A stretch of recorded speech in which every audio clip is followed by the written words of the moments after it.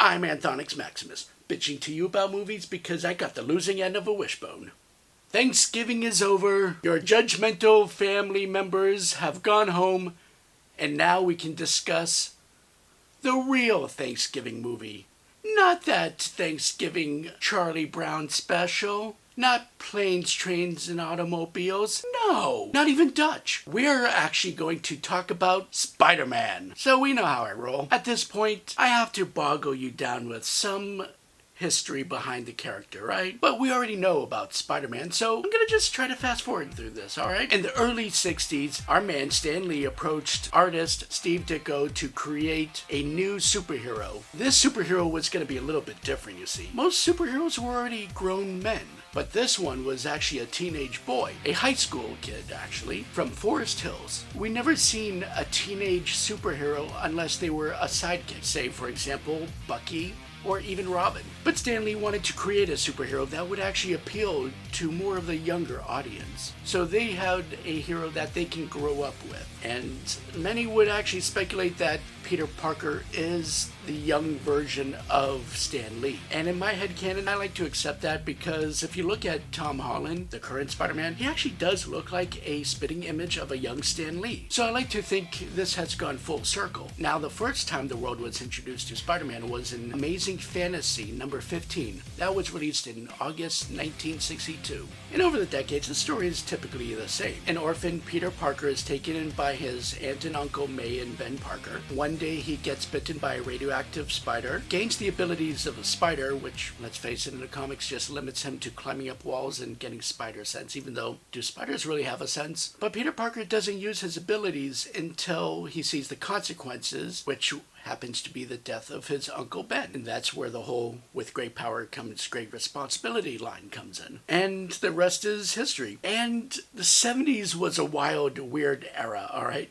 So in the 70s, CBS actually created a TV show based on the character Spider-Man, except for the TV show only had Peter Parker as Spider-Man and J. Jonah Jameson, with a couple appearances of Aunt May. Now, the reason why I laugh at this is because, like typical 1970s superhero TV shows, the only similarity to the comic is the name of the main character. That's what it comes down to. You'll never see in the 70s TV shows like The Incredible Hulk or Wonder Woman and Spider-Man, you only get the main hero fighting just some random mobsters. That's what it usually comes right down to.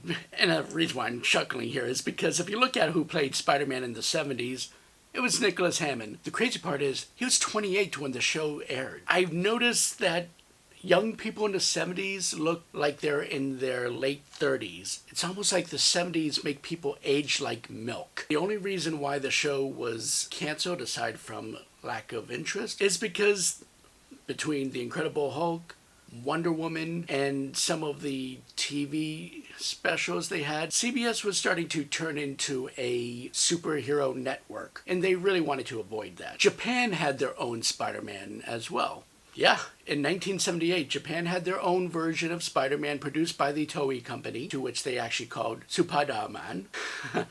That one really did not actually pay attention to anything from the comic books. Their version of Spider-Man is a young motorcycle racer who actually fights monsters in a space hovercraft that turns into a giant mecha robot. Sounds familiar? Well, it should, because after the series was canceled, Toei decided to keep going and create a series of shows of Sentai, which of course would later inspire Saban to bring us Power Rangers. That's right, folks. In this universe, everything changes, but there is always going to be one constant. Everything leads to Power Rangers. In the early 80s, Golden Globus actually obtained the copyright of Spider-Man. They wanted to make a Spider-Man movie. These guys are known for Superman 4 and Masters of the Universe. These are the guys that don't even read the source material. Quite frankly, they didn't even know anything about Spider-Man. They were prepared to make Spider-Man into a horror movie where it's actually more of a man-spider than Spider-Man. Of course, Marvel and Stan Lee put a nix to that real quick. Let's face it, when it comes to Golden Globus, these guys are more about quantity than quality, so they just wanted to create a trailer before they actually filmed anything of the film. It just really wanted to get that spark out there. Spider-Man, the movie. A live-action spectacular directed by Joe Zito. They had a few ideas of who they wanted in the film. They wanted Tom Cruise to be Spider-Man at some point, but really they ended up casting a man who was known to be a stuntman for Spider-Man. Yeah, the actor they managed to land for Spider-Man was actually Scott Leva, a stuntman who's been known for performing as Spider-Man. Yeah, there's even an outtake scene from X-Men where Scott Leva actually showed up as Spider-Man on set. Wait! I am completely in the wrong movie. I am so sorry. Their plan was to release Superman 4, Masters of the Universe, and in hopes of having Masters of the Universe 2 being filmed, that is the time they would actually get Scott Leva to be more buff for the role of Spider-Man. Problem is, Superman 4 and Masters of the Universe failed in the box office, so that actually shut down canon. At one point, they even considered James Cameron to be the director of the Spider-Man film. We would finally get to see Spider-Man on the big screen in the year 2002, directed by Evil Dead director Sam Raimi. Let's go ahead and jump right into the film. Hey! Stop the bus! Stop the bus! Stop! They've been chasing us since Woodhaven Boulevard. That's right, we start on a film with Tobey Maguire as Peter Parker chasing down a bus because nerds are lame. Yeah, this is still a trope. I mean, yeah, I know bullying comes in different forms, but the bus driver's in on it. And the redhead is Kirsten Dunst. She is playing the role of Mary Jane Watson. You're gonna find out why Mary Jane irritates the hell out of me. Thank you. Sorry, I'm late. Again, I'm not saying bullying don't exist because it really does. I'm just saying someone that's decent looking like Peter Parker must have really been an asshole at some point. I mean, for him to get the treatment from some of these people that look like they would be bullied more than he is, it just makes no sense. And of course we have James Franco playing Peter Parker's best friend Harry Osborne. Peter, may I introduce my father, Norman Osborne? Heard so much about you. And we also see Willem Dafoe, who in this film plays the Foe. You know, I'm something of a scientist myself. And that is how we got that meme. Family Phyllis Teddy Day. Miss, we can't hear you. We're over here.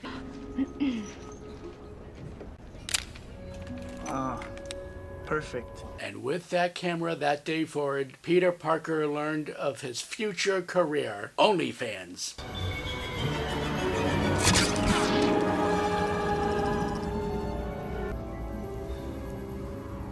There's like no ramification. The spider doesn't bite anything else.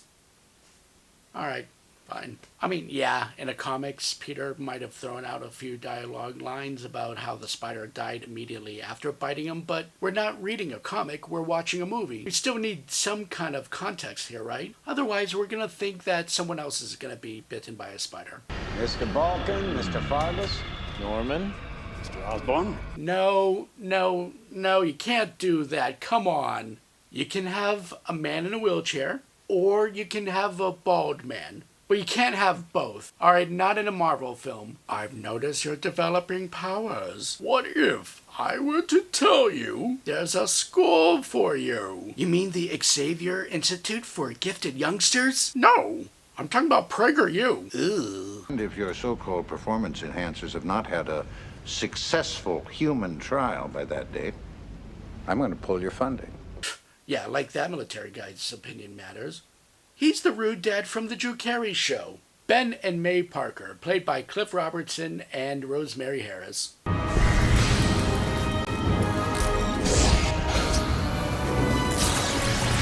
And here we are, the DNA sequence, which is going to be the same sequence for all the superhero films for the next few years. Random DNA, that is what I say, that is A-okay. And that's the physical labor I'm going to do today.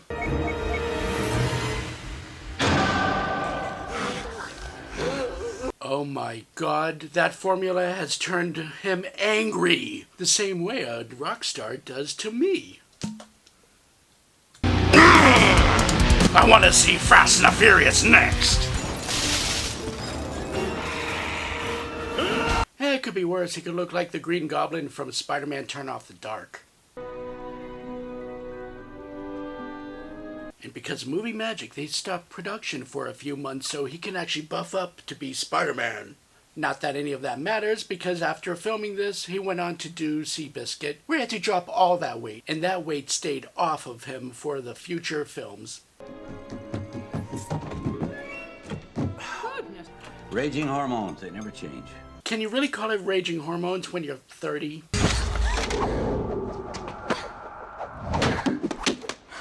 Wow. Fun fact! It looks like CGI, but Tobey Maguire actually did catch all that. Now, this is a little bit different from the comic books, because in the comic books, the spiderweb is actually a formula created in a web shooter that was invented by Peter Parker because he's such a scientific prodigy. But in the film, the web is actually organic, and it comes right from his body. Personally, I actually do like that. Why wouldn't he have the ability to create web? But I can also see why future films would go back to the shooter, because you gotta show Peter Parker being a genius somehow. Besides, we can't really expect Spider-Man to have all the spider abilities. Otherwise, you have the web shooting out of his ass, and his reproductive parts would actually be on his leg. It's freaking weird. It always cracks me up in these films when people in high school, like many witnesses, see a young pre-superhero character using their abilities. Time later, when they're actually the hero using the same abilities, everyone just kind of has amnesia about it.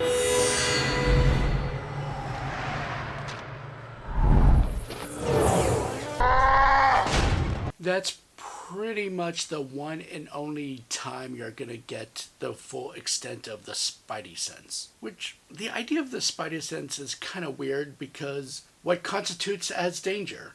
Is his shoelace being untied gonna set off his spider sense as well? We just need to know these answers. Think you're pretty funny, don't you, freak? And here we go, a fight with Spider-Man and Flash Thompson, who is played by Joe Montana.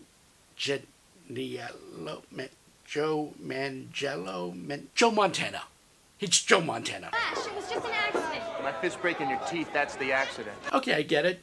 He's actually saying that line towards Peter Parker, but also addressing Mary Jane Watson. But the delivery actually made it sound like he was just threatening Mary Jane, which is even kind of more worse when you think about the fact that MJ comes from an abusive family. Poor Flash Thompson got beaten by someone with powers, but don't worry. He does get his revenge when he comes back as Deathstroke. But before Deathstroke, he's gonna have to show us his ass on stage.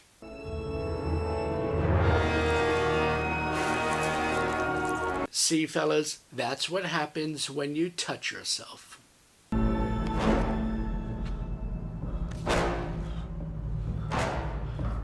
Oh, that's his other power. It makes a trumpet sound. And now he knows how to get web from his wrist. And die, apparently. Bye. Oh my god, it's gorgeous! Cool car. Ah, yes. Peter is encouraged to get a car because MJ likes a guy with a car. Yeah, she's not shallow at all. Beep, beep. Hey, MJ. I have a car. Would you like to take a thwip? I can tell you firsthand, living in Queens, a car is nice, but when it comes to the Mets playing, it's going to be a real bitch finding a parking spot. Ah, yes, Spider-Man's greatest nemesis, Dr. Pepper. Watch out, he's going to use product placement on you. Ah, yes, it's the car. It's a Sam Raimi film, so expect to find this car everywhere. Ever since the Evil Dead films. It's kind of his trademark. Pete, look, you're changing. I know. I went through exactly the same thing at your age. Yeah, sure. Uncle Ben, go ahead. Give puberty advice to Peter Parker. I mean, he's only 40. Remember, Say the line! with great power comes great responsibility. Yeah! Down the hall to the ramp. May God be with you. Oh my gosh, that's Octavia Spencer. We discussed her a couple reviews ago in The Witches, didn't we? What you doing up there? Staying away from you. That's a cute outfit. Did your husband give it to you?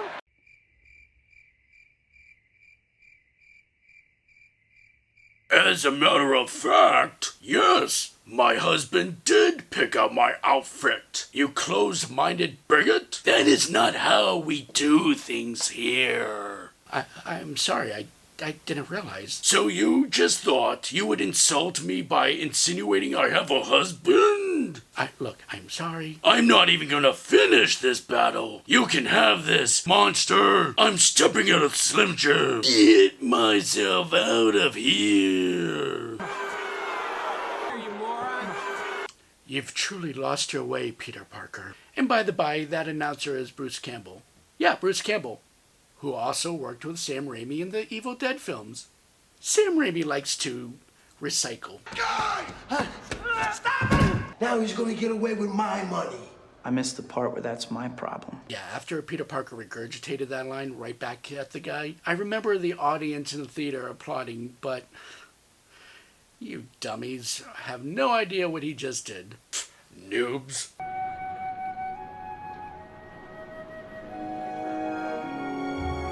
But he did get the line, with great power comes great responsibility, so it's time for him to die now. It's only fair.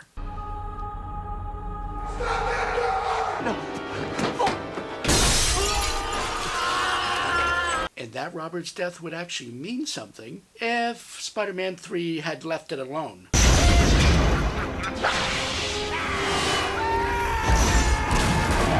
Norman Osborn, Green Goblin. In earlier production, they actually had designs for what Spider-Man was going to look like and what Green Goblin looked like. And it got leaked, and I think they had to quickly redo the designs. I don't think it's for the better. I really liked the original designs of the Green Goblin.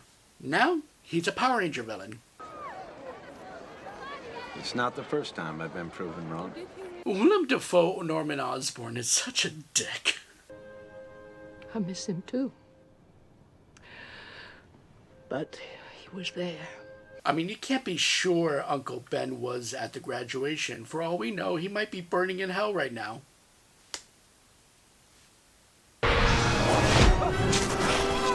Okay, when he was wrestling, all he can accomplish was spray paint on a pair of sweats. Suddenly, he knows how to tailor-make his own outfit. Get a load of this.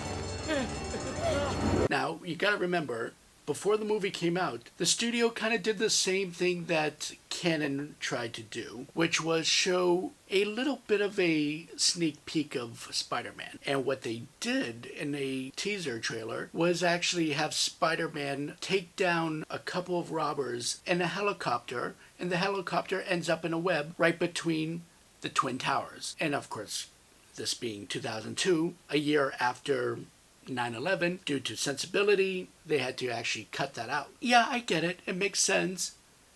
But what I don't get is they still kept the shot of Spider-Man looking at the Twin Towers in the reflection of his eye. So if you're going to take one part out, just take it all out. Guy with 8 hands. Sounds hot. Oh, and that hooker right there, you wouldn't know it, but that's Lucy Lawless. Xena, another Sam Raimi project. And now we have everyone's favorite character in all these Spider-Man films, J. Jonah Jameson, played by J.K. Simmons. Who is Spider-Man? He's a criminal, that's who he is. A vigilante. And of course, J.K. Simmons is the perfect J. Jonah Jameson. All innovation since then seems to be copying J.K. Simmons. Even the PS4 video game. He is so liked that they had J.K. Simmons reprise the role in the latest Spider-Man movie. A public menace. Like Dennis. Cash money for a picture of Spider-Man. He doesn't want to be famous, and I'll make him infamous. Can we just have a J. Jonah Jameson movie? Just him. Cheese! That is Spider-Man's life. He makes the news to report. He reports the news that he creates. I'm sorry. You're out, Norman.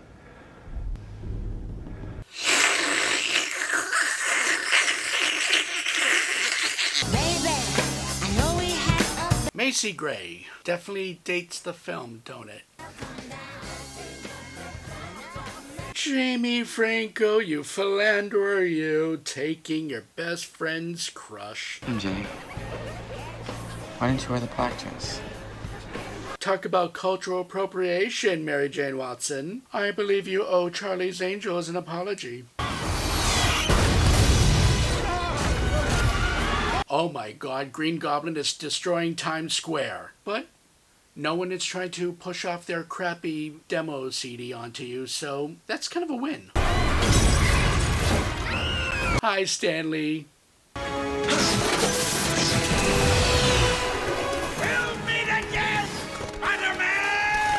Yeah, I need to go back to the Green Goblin outfit. You have Willem Dafoe and you put a Green Goblin mask like that onto him, he actually becomes less intimidating. If Spider-Man is swinging this way while MJ is facing this way, shouldn't her hair be blowing this way instead of that way? And also, why is he taking her far away from everything? Green Goblin's been defeated. He's not specifically after MJ. He could just kind of leave her there. Spider-Man's a bit of a psycho. I don't understand. So many good things all happening for you. All for you. See, I actually love this scene.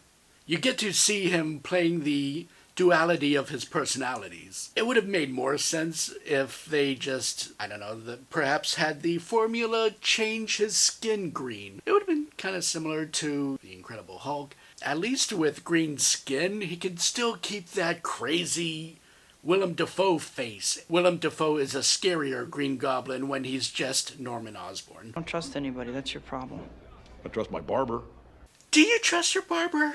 Because I've seen Spider-Man Far From Home. Who's the photographer who takes the pictures of Spider-Man?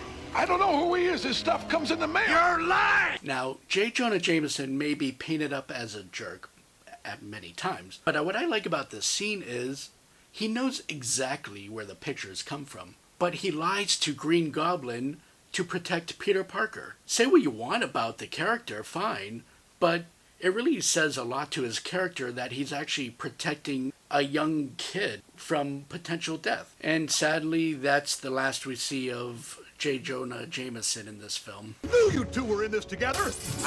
Hey, kiddo, let Mom and Dad talk for a minute, will ya? My other complaint about Spider-Man in this film is that he's not very quippy. I like my Spider-Man quippy, and that sentence is pretty much the most quippy Spider-Man you'll get.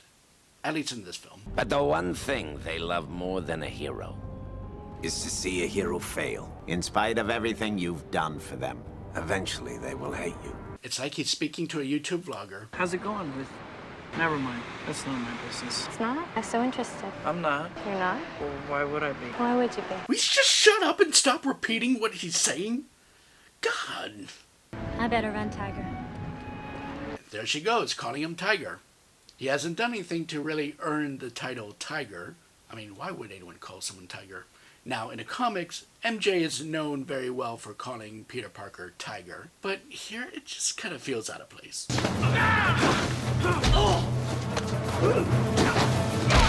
Just so we're clear, Peter Parker had the time and energy to put on his boots. I mean, I can accept the fact he had the costume underneath his clothes, but he had the time to put on the boots, but not enough time to put the mask on. You are amazing. Amazing Spider-Man. Okay, this is a very tender moment as she's kissing someone who is gonna drown in the rain because he's upside down. Can't help but think about one thing as she's giving Spider-Man a kiss. She's dating Harry Osborne. Technically, she's cheating. Red flag. If she's gonna do it with you, she's gonna do it to you. Also, it's kind of weird that after that kiss, he leaves her in the same alleyway that he just saved her from. And it's not like the Green Goblin situation where Green Goblin left. Her attackers are still in the alley. God bless you, Spider-Man. If she's so concerned, why did she leave without the baby? Oh, great. Folks, The Matrix came out, the Wachowskis showed us that weird slowdown effect. So for the next decade, every action film is going to do the same thing. MJ, will you stop goofing around? Yeah, MJ, stop goofing around. With other guys. I'm sorry I'm late. Work was murder. Get it? Murder? Why, Peter, you're bleeding. Got clipped by one of those bike messengers. You know, the bike messengers with blades. Thank you, Mrs. Parker. Everyone, enjoy the fruitcake. Well, that's no way to talk about your son. A word to the not-so-wise about your little girlfriend. Do what you need to with her, then broom her fast. Yeah, under normal circumstances that's rude, but what ends up happening in Spider-Man 3, he probably should have taken that advice. Lead us not into temptation, but deliver us. See, she had to pray at home because you people took prayer out of school. It's not the right time to talk about it. No, go on. Would I know his name? This guy? You'll think I'm a stupid little girl with a crush. No, you're right. I would. But go on. I'm sort of his unofficial photographer. Has he mentioned me? Yes, MJ. Spider-Man just randomly mentions a redhead girl. God, she is so conceited. He asked me what I thought about you. And what did you say? The last link of Peter Parker's family is in a hospital bed. But please, let's make this about you. Would it be so dangerous to let Mary Jane know how much you care? Everybody else knows. Hi, Hey, MJ. Sing your song at the beat. Nothing is more horrible than when you're leaving a voice message and they actually do pick up. Then it's just awkward.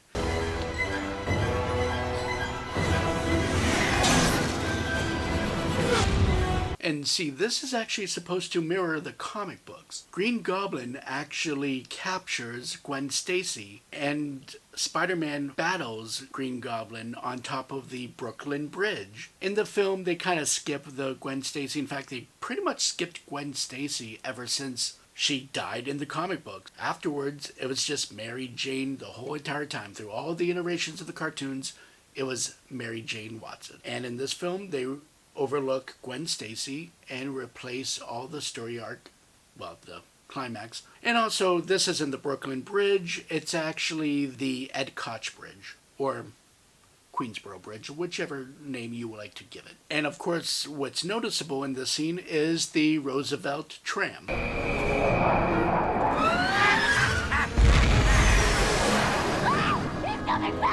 I'll be the victim. All your life. Oh yeah, I got something for your ass! You mess with Spidey, you mess with New York! You mess with one of us, you mess with all of us!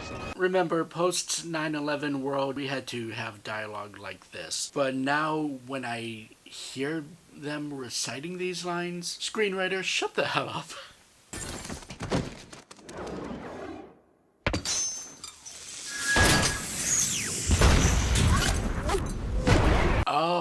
Now the pumpkin bomb blew off some of his mask. Why? Because it's a Hollywood film and you have to believe that Tobey Maguire was there somehow. So we had to show the actor's face every step of the way. Because after all, if we pay so much money for the actors, we're gonna show their faces, damn it.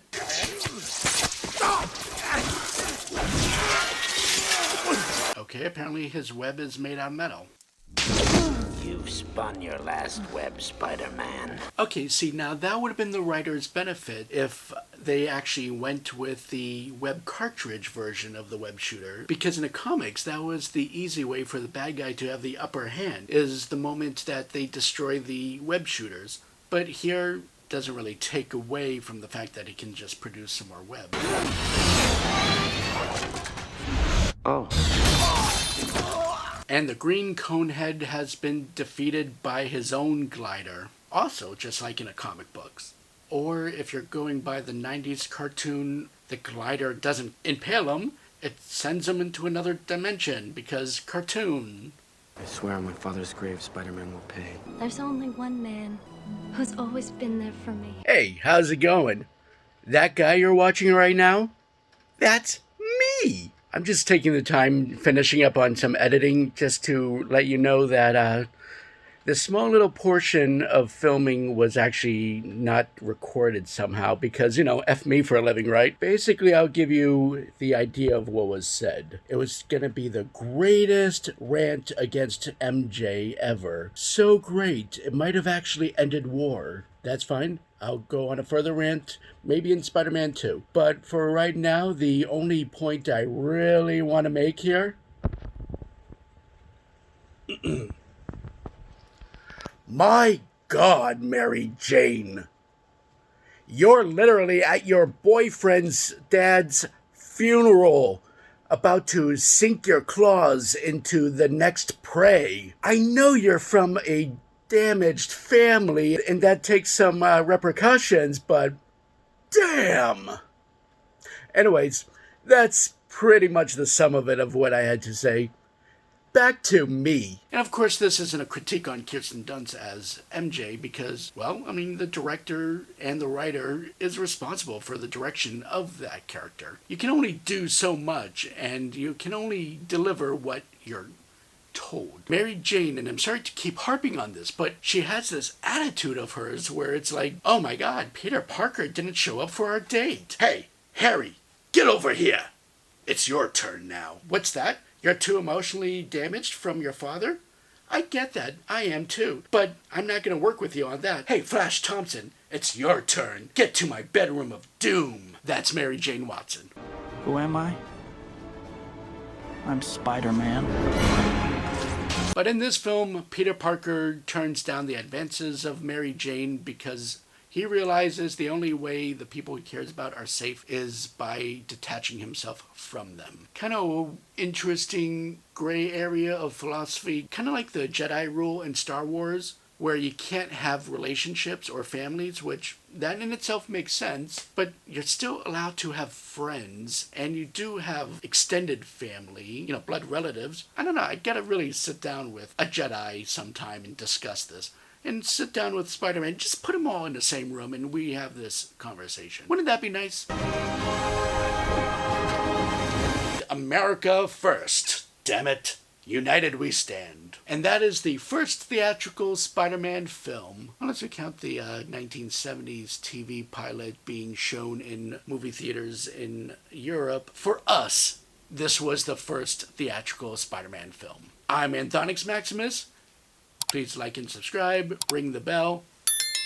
Next month, we will be going over Christmas. More than just one episode, that's for sure.